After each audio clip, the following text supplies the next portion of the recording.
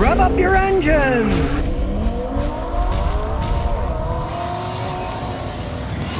D-Money 99, Scotty, do you recommend top-tier gas or am I just getting Circle K? Truth of the matter is, this top-tier stuff is a bunch of crazy stuff that the car manufacturers decided to do to make the gasoline manufacturers try to make better gasoline. Here in the United States, the federal government has certain minimum standards for gasoline, for volatility, and all kinds of stuff, and they say you have to have these minimum additives in. So some of the manufacturers were actually putting in more additives, and they thought, aha, we'll save money. We'll just go to the minimum standard. It's totally legal.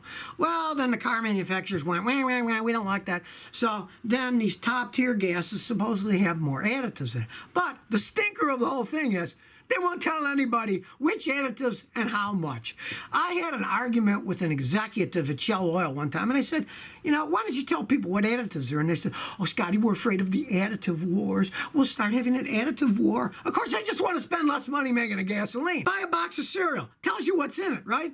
Buy gasoline, there should be a list of what's in it, but they're not going to tell you. So, to me, most of that stuff is a bunch of nonsense. The regular gas, hey, it's all refined, put in these 3 million gallon, that stuff. Then the individual manufacturers are all using the same basic gasoline and putting different additive packages in. They don't add all that much to it, so who knows? They'll never tell us the truth. They want to be so secretive. And they want to make money, too, so they don't want to tell you how much they're actually spending. I mean, if you knew what it actually cost them to produce that versus what they sell it for, your head would be spinning. Scotty, if I put gas when it's raining and a bit of rain goes in the gas tank, will it cause a problem? It shouldn't get any rain. And to begin with, park in one of those overhang gas stations where you don't get wet. You don't want water getting in there. But not that much is going to get in there. You take the cap off and you stick in the nozzle. Tiny amount of rain that you get in isn't going to really do much of anything, especially if you get a few drops today, because look at the pumps. What does it say? It says may contain 10% ethanol. Well, that means it does contain 10% ethanol.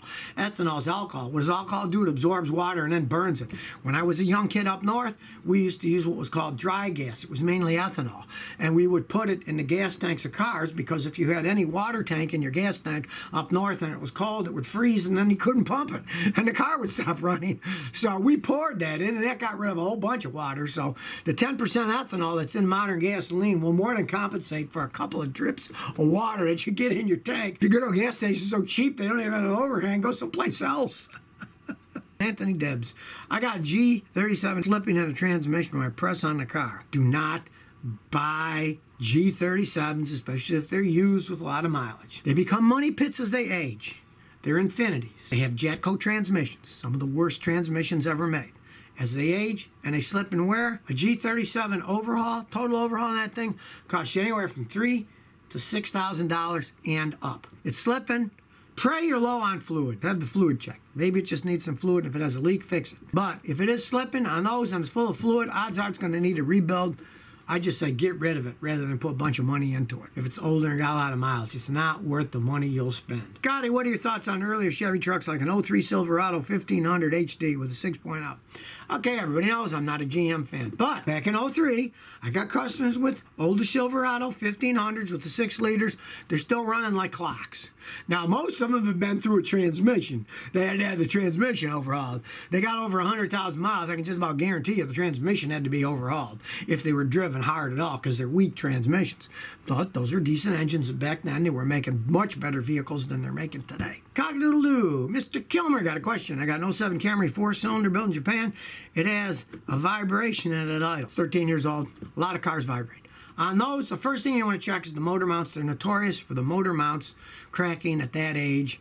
And on those, you can get decent aftermarket ones. You don't have to buy the ridiculous $200-$300 ones at the dealer. You can get aftermarket ones. Check that first. Now, the other thing is, as old as it is, a lot of times they get carbon buildup in the intake system. Watch my video.